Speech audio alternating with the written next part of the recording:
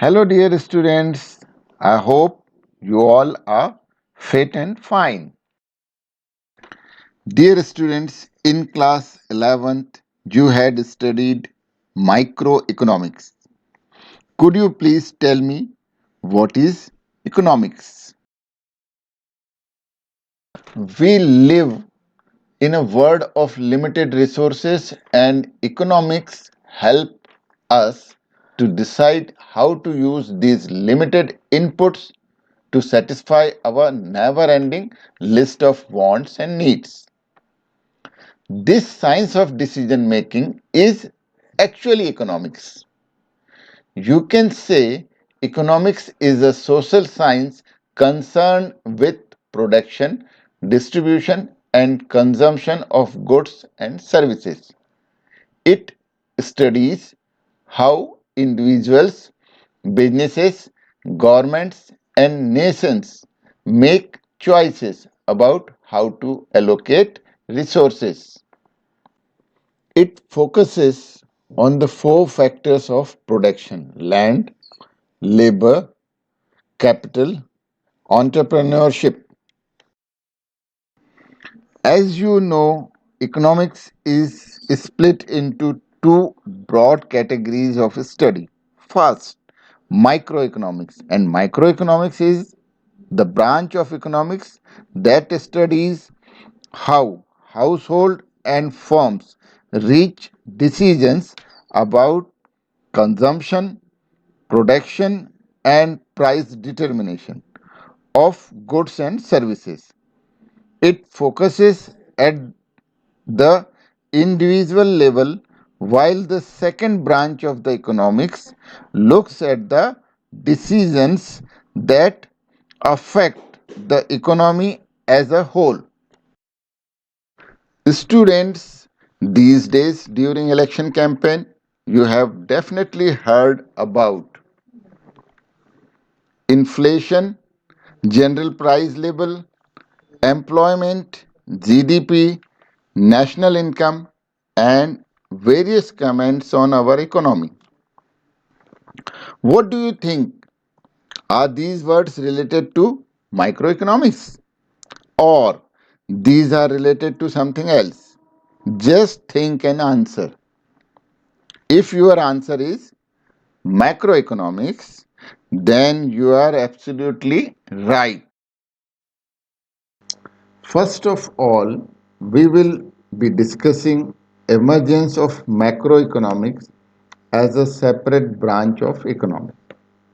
Please watch the video carefully, keeping pen paper with you and prepare your notes as well. It was precisely in 1929 that Great Depression affected developed economies of the capitalistic world. Its impact continued almost for the entire decade of 30s.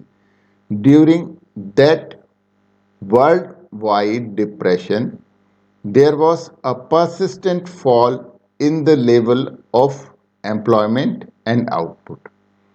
Great Depression of 1930s is a landmark event that led to emergence of macroeconomics as a separate branch of economics.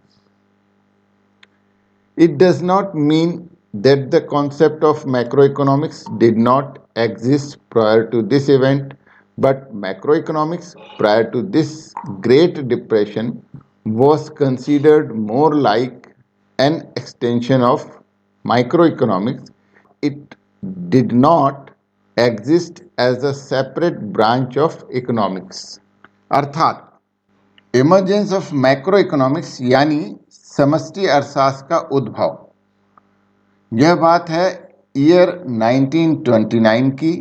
इस साल पूरी दुनिया ने great depression का सामना किया, जिसे आज हम लो लेवल इक्विलिब्रियम ट्रैप कहते हैं, को समझाने में एवं इस ग्रेट डिप्रेशन को एक्सप्लेन करने में तथा उसका सॉल्यूशन बताने में उस समय के क्लासिकल इकोनॉमिस्ट और उनकी थ्योरीज पूर्णतः असफल रही। इन द ईयर 1936 कीन्स ने अपनी पुस्तक GTEIM अर्थात general theory of employment interest and money में उस समय के अर्थशास्त्रियों के मतों का खंडन किया और महामंदी के कारणों को समझाया। यहीं से मैक्रो इकोनॉमिक्स का जन्म हुआ। चलिए अब आपसे एक छोटा सा प्रश्न पूछते हैं, who is the founding father of macro economics? बताइए। Obviously professor J.M. Keynes, but please note it very carefully, the term micro and macro in economics were first coined and used by the economist Ragnar Fisher. अर्थात याद रखें कि रॉगनर Fisher ने सर्वप्रथम micro and macro economics शब्द का प्रयोग किया था। Definition of macroeconomics. Macroeconomics is the branch of economics that studies the behavior and performance of an economy as a whole. It focuses on the aggregate changes in the economy such as unemployment, growth rate, gross domestic product, and inflation. Macroeconomics analyzes all aggregate indicators and microeconomic factors that influences the economy. Government and corporations use macroeconomic models to help in formulating of economic policies and strategies। अर्थात इसी बात को हम दोहरा लेते हैं कि macro economics is a branch of economics that studies the overall working of an economy. It focuses on the broader picture and analyzes economic variables such as growth, inflation, interest rate, unemployment, and taxes. For example, when you talk 4% inflation, 7% unemployment rate, or 8% growth rate of the GDP, then you are talking about, बताइए आप क्या कह रहे हैं? Answer is macro economics perspective. अब एक छोटा सा प्रश्न आपसे पूछते हैं, what does macro economics studies? Question है हमारा, मैक्रो इकोनॉमिक्स स्टडीज ऑप्शन 1 है एम्प्लॉयमेंट इन इकोनॉमी, अर्थव्यवस्था में रोजगार का। ऑप्शन 2 है वस्तुओं की पूर्ति का नियम या लॉ ऑफ सप्लाई। ऑप्शन 3 है elasticity of demand of a scooter या स्कूटर की मांग में लोच का। और ऑप्शन 4 है price of wheat in the market, बाजार में गेहूं की कीमत का। अब आप बताइए हम यहां किसका अध्ययन करते हैं? Meaning of macro economics. The term macro has been derived from the Greek word macros, which means large. Macroeconomics is that part of economics which studies the behavior of aggregates of the economy as a whole. National income aggregates output, aggregate consumption, etc. are examples of macroeconomic concept. Macroeconomics is also known as the theory of income and employment or income analysis, as it focuses on how income and employment levels are determined in an economy. फिर से दोहराते हैं इस बात को कि जैसा हम यहां चर्चा कर रहे हैं, लॉर्ड कीन्स ने अपूर्ण रोजगार का पाया जाना, इसे सामान्य दशा स्वीकार किया है। इसलिए रोजगार को बढ़ाने के लिए केवल एग्रीगेट डिमांड में वृद्धि ही महत्वपूर्ण तत्व है। संपूर्ण अर्थव्यवस्था का संतुलन आय परिवर्तन पर निर्भर करता है।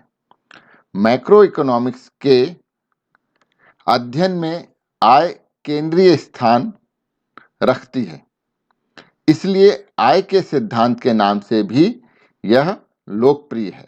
कुछ अर्थशास्त्री मैक्रो इकोनॉमिक्स को रोजगार का सिद्धांत अथवा मौद्रिक सिद्धांत भी मानते हैं। परंतु आप बताइए कि कीन्स इसे क्या मानते हैं या कीन्स मैक्रो इकोनॉमिक्स को क्या कहते हैं। आपका उत्तर होना चाहिए कीन्स इसे कहते हैं general theory of employment, interest and money.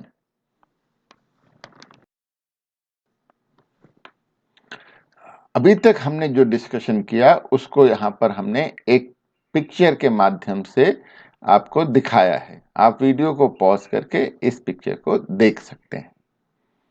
अगला टॉपिक है हमारा स्कोप या area of study of macro economics. तो सबसे पहले है theory of national income. Theory of national income में हम कॉन्सेप्ट ऑफ नेशनल इनकम को पढ़ते हैं। सेकंड पॉइंट है हमारा थ्योरी ऑफ एम्प्लॉयमेंट।